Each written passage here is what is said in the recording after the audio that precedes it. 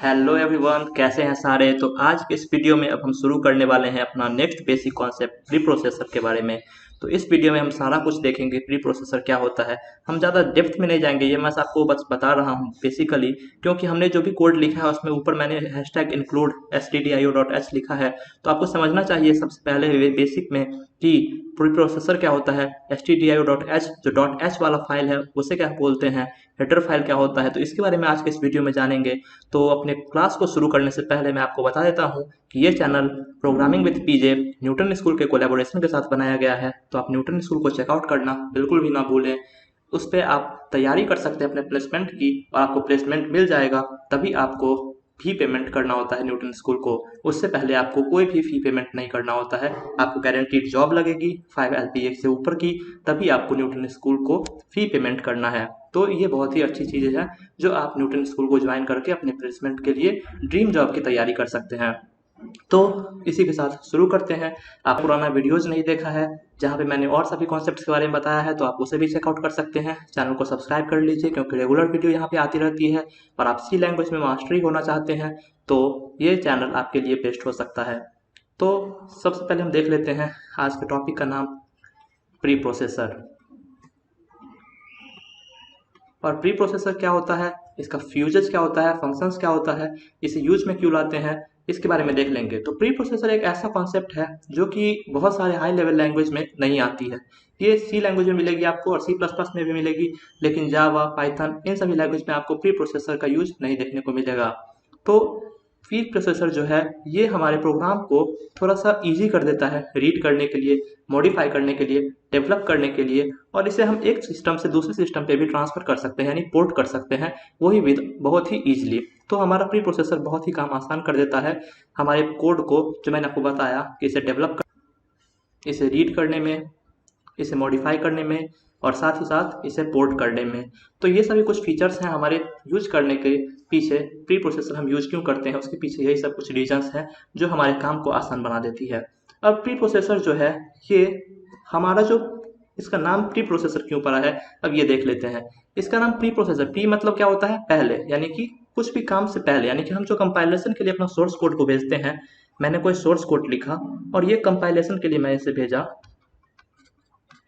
तो ये हमारा सोर्स कोड कंपाइलेशन के पास जाता है। उससे पहले ये अपना अपना जो ये काम है प्री प्रोसेसर, उसका काम ये अपना कंप्लीट कर लेता है। ये बोलता है कि मेरा जो कुछ लाइन है जो मैंने आप यूज किया है हैशटैग इंक्लूड stdio.h, ये सभी काम जो है आपको सोर्स कोड में सबसे पहले यूज करना है। उसके बाद आप सोर्स कोड का जो लाइन 1 मैंने खुद से लिखा है, जो प्रोग्रामर लिखता है, उसके बाद उसका यूज किया जाता है।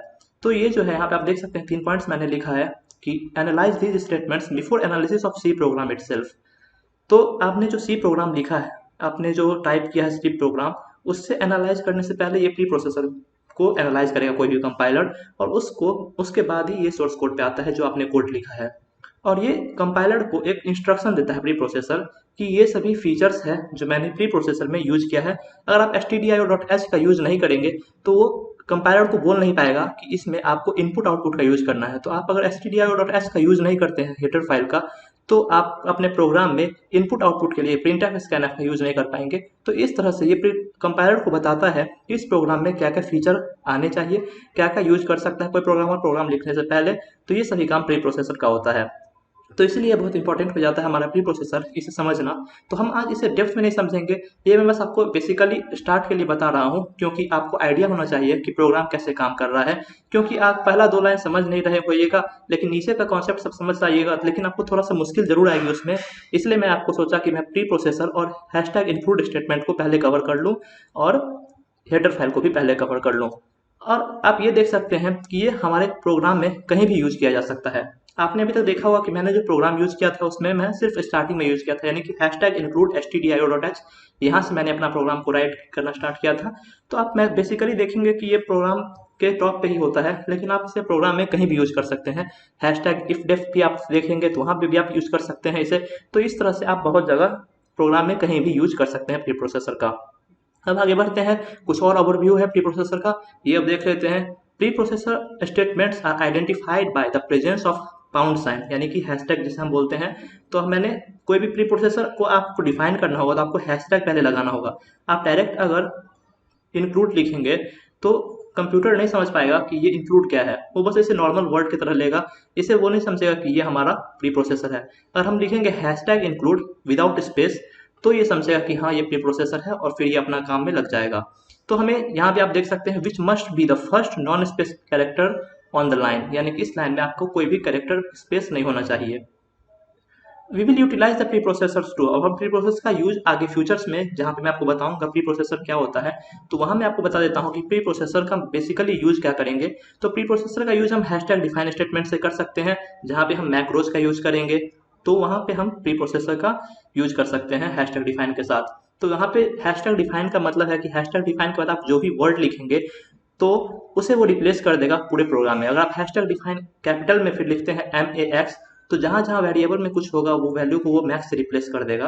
तो इस तरह का यूज हम देखेंगे फ्यूचर में। देख लेते हैं build your on library files with the hashtag include statement. तो हम अपना ऑन लाइब्रेरी फाइल भी बना सकते हैं, जैसे कि आप देख सकते हैं कि मैंने जो आपको बताया था कि math.h stdio.h ये सब कुछ लाइब्रेरी फाइल्स हैं जैसे कि आप यूज कर सकते हैं, कुछ हेडर फाइल्स हैं, तो हम अपना लाइब्रेरी फाइल्स भी यूज कर सकते हैं अपने प्रोग्राम में। तो प्री प्रोसेसर का यूज उसमें भी बहुत ज़्यादा इंपॉर्टेंट हो जाता है कि अपना कुछ यूजर डिफाइंड लाइब्रेरी फाइल्स बनाना हो। तो अब आगे देख लेते हैं make more powerful programs with the conditional if def hashtag end if hashtag else and hashtag in def.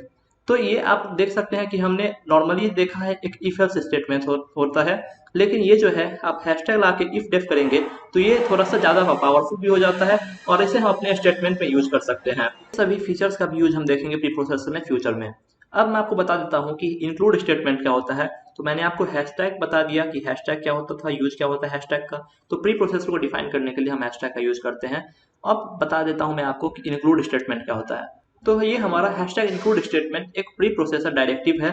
तो प्री प्रोसेसर डायरेक्टिव क्या होता है, हैशटैग इंक्लूड stdio.is जो मैंने ये कंप्लीट स्टेटमेंट लिखा तो ये हमारा प्री प्रोसेसर डायरेक्टिव है। तो ये हमारा एग्जीक्यूटेबल प्रोग्राम का पार्ट नहीं होता है, जैसा कि मैंने आपको बताया कि कंपाइलर सोर्स कोड को लेता है, ना कि ये प्री प्रोसेसर को एग्जीक्यूट करता है। प्री प्रोसेसर का काम जो होता है वो एग्जीक्यूशन से पहले का होता है, यानी कंपाइलर के पास जाने से पहले जो कंपाइलर के पास जाके ऑर्डर देता है कि ये सभी फीचर्स है हमारे इस हैशटैग इंक्लूड के अंदर। अगर हम अपने प्रोग्राम में एग्जीक्यूटेबल प्रोग्राम में अगर हम इसे इंक्लूड नहीं करते हैं हैशटैग इंक्लूड stdio.h तो ये हमें कुछ आउटपुट तो नहीं देगा लेकिन कुछ एरर भी नहीं देगा, यानी कि प्रोग्राम जो है काम नहीं करेगा लेकिन ये हमें कुछ एरर भी नहीं देगा। तो ये हमारा स्ट्रिक्टली पार्ट नहीं होता है प्रोग्राम में लिखने के लिए। The symbol pound that is hashtag indicates this is a pre processing directive. अगर आप हैशटैग लगा देंगे तो वो उसके आगे आप कुछ भी लिखेंगे तो वो बताएगा ये जो हमारा पार्ट है ये प्री प्रोसेसर डायरेक्टिव है। तो कोई भी पार्ट को आपको बताने के लिए कि ये प्री प्रोसेसर डायरेक्टिव है आपको उसके आगे में हैशटैग लगाना होगा। An instruction to your compiler to do something before compiling the source code. जैसा कि मैंने आपको बताया कि एक कंपाइलर को एक इंस्ट्रक्शन देता है कि इस हैशटैग इस प्री प्रोसेसर डायरेक्टिव में ये सभी फीचर्स हैं तो आपको अपने प्रोग्राम में उस सभी फीचर्स को ऐड करना है। तो ऐसा ये ऑर्डर देता है कंपाइलर को और फिर कंपाइलर उसी हिसाब से अपना आपका जो प्रोग्राम आपने राइट किया है उसे वो रन करता है। और यहाँ पे बहुत सारे प्री प्रोसेसर डायरेक्टिव हैं जो कि आप देखेंगे फ्यूचर में, जहाँ पे मैं आपको प्री प्रोसेसर के बारे में इन डेप्थ में बताऊंगा। फिलहाल आपको बस अभी हैशटैग इंक्लूड देखे हैं तो उसके लिए मैं आपको हैशटैग इंक्लूड और stdio.h के बारे में बता रहा हूँ। Pre processor directives are usually some at the beginning of the program source file but they can be elsewhere। Pre processor directive जो है वो आप सोर्स प्रोग्राम में कहीं भी लिख सकते हैं, लेकिन हम यूजुअली देखते हैं कि ये हमारा बिगिनिंग में ही होता है। जैसे कि आप हैशटैग इंक्लूड से प्रोग्राम शुरू करते हैं तो हमारा बिगिनिंग हो गया, लेकिन आप अगर चाहें तो अपने प्री प्रोसेसर डायरेक्टिव्स को प्रोग्राम में कहीं पे भी रन कर सकते हैं। Similar to import statement in Java. अगर आप जावा का बारे में थोड़ा बहुत भी जानते हैं तो जैसा हम जावा में इम्पोर्ट करते हैं स्टेटमेंट को तो वही कुछ काम यहाँ पे सी में कर रहा होता है हमारा प्री प्रोसेसर डायरेक्टिव। अब मैं आपको बता रहा हूँ कि एक एग्जांपल मैं आपको दूंगा तो वहाँ पे आपको दिखाऊंगा कि हैशटैग इंक्लूड जो है प्रोग्राम में stdio.h लेता है उसका यूज क्या होता है। तो stdio.h जो है ये हमारा सी सोर्स फाइल नहीं है। सी सोर्स फाइल क्यों नहीं है, क्योंकि सी का जो सोर्स फाइल होता है वो .c से खत्म होता है ना कि .h से खत्म होता है। तो .h से जो हमारा ये फाइल खत्म हो रहा है इसका नेम होता है हेडर फाइल। तो हेडर फाइल इसे हम इसलिए कहते हैं क्योंकि अगर हमारा जो प्रोग्राम में कुछ भी हमें फीचर ऐड करना है, जैसे कि हमें मैथ से रिलेटेड कुछ काम करना है तो हम मैथ का हेडर फाइल यूज करेंगे। तो जो हमारा सी प्रोग्राम है वो उस मैथ का हेडर फाइल को ला सकता है आपके सोर्स कोड में, जिससे कि आपका जो काम है वो आसान हो जाएगा। जैसे कि अगर आप math.h यूज करते हैं तो आपको sqrt एक फंक्शन होता है, स्क्वायर रूट का फंक्शन, उसका आपको एक्सेस मिल जाएगा। अगर आप stdio.h कर रहे हैं यूज और math.h का यूज नहीं कर रहे हैं तो आपको sqrt फंक्शन का आप यूज अगर करते हैं तो आपको उसका एक्सेस नहीं मिल पाएगा, क्योंकि आपने math.h फंक्शन का यूज नहीं किया, math.h हेडर फाइल का यूज नहीं किया है। तो आपको उसी हिसाब से अपने अकॉर्डिंगली हेडर फाइल को सिलेक्ट करना होता है। अगर आप स्ट्रिंग के साथ यूज कर रहे हैं तो आपको string.h का स्ट्रिंग हेडर फाइल आपको यूज करना होगा अपने प्रोग्राम में, जिससे कि आपका प्रोग्राम समझ सके कि आप जो काम करना चाह रहे हैं वो स्ट्रिंग के ऊपर काम करना चाह रहे हैं, और आपको जो सी प्रोग्राम में प्री डिफाइंड फंक्शन सब है उसका आपको एक्सेस मिल सके। तो बेसिकली हेडर फाइल का यही यूज होता है कि आपका जो बेसिकली काम है उस काम को आसान बनाना। आप जो काम करना चाहते हैं बेसिकली आप उसी फाइल को लाइए, अपने प्रोग्राम में इंपोर्ट कीजिए और अपने काम को आसान बनाइए। अब आगे देख लेते हैं हेडर फाइल से रिलेटेड और भी कुछ फैक्ट्स जो हैं, जो यूजेज हैं। तो header files define information about some of the functions that are provided by that file. अगर आपका कोई फंक्शन, जैसे कि मैंने आपको अभी बताया, जो मैं आपको यहाँ पे लिखा हुआ पार्ट है, आप इसे पॉज करके पढ़ भी सकते हैं, मैं आपको बस बोल के समझा रहा हूँ। ये हो सकता है कि सीक्वेंस में नहीं हो, लेकिन आपको मैं ये सभी बात ही बता रहा हूँ।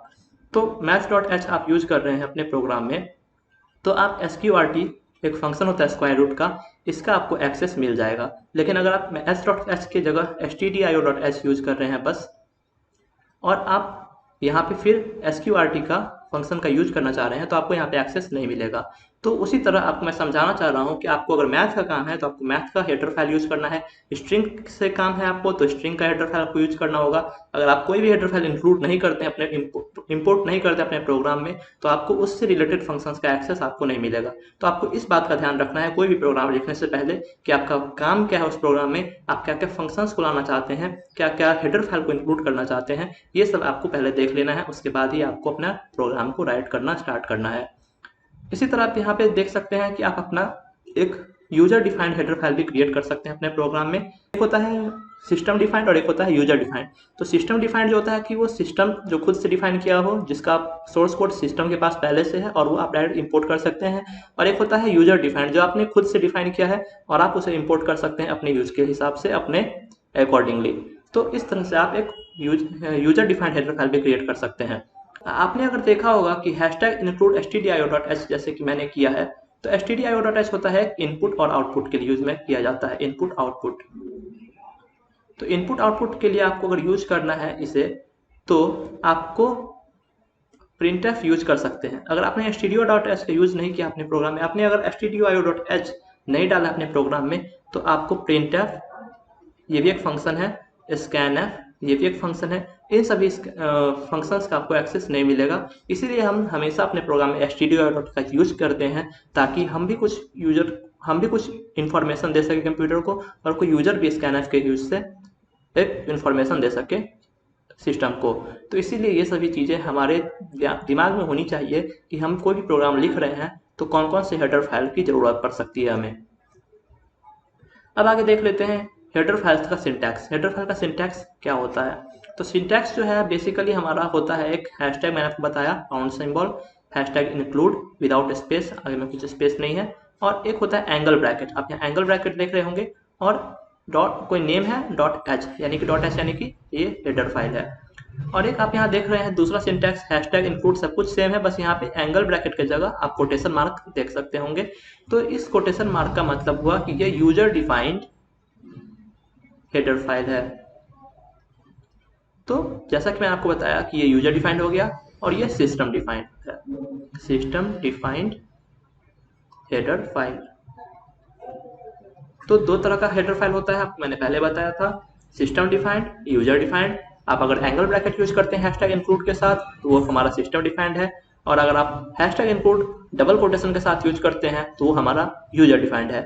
अब एक बात आपको ध्यान में रखनी चाहिए कि आप कोई भी हेडर फाइल यूज करते हैं उसे आप चाहिए कि आप स्मॉल लेटर्स में यूज करें, क्योंकि बहुत सारे सिस्टम जो होता है वहाँ पे आपका हेडर फाइल केस सेंसिटिव होता है। तो आपके सिस्टम पे अगर हेडर फाइल केस सेंसिटिव नहीं है तो आप यूज कर सकते हैं कैपिटल में भी, लेकिन आपका बेस्ट प्रैक्टिस होता है कि आप हेडर फाइल को स्मॉल लेटर्स में ही लिखें।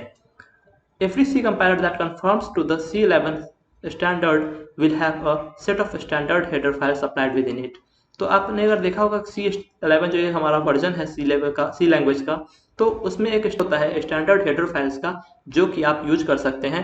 जो कि यूजर डिफाइंड नहीं होता है, सिस्टम डिफाइंड होता है। तो आप सिस्टम से लेके अपने प्रोग्राम में उसे यूज कर सकते हैं। You should use hashtag in def and define hashtag define to protect against multiple inclusion of a header file. आप एक ही हेडर फाइल को बार बार इंक्लूड करने से बचने के लिए आप hashtag in if and deaf and hashtag define का यूज कर सकते हैं, जिससे कि आप सेम हेडर फाइल को बार बार अपने प्रोग्राम में इंक्लूड ना करें।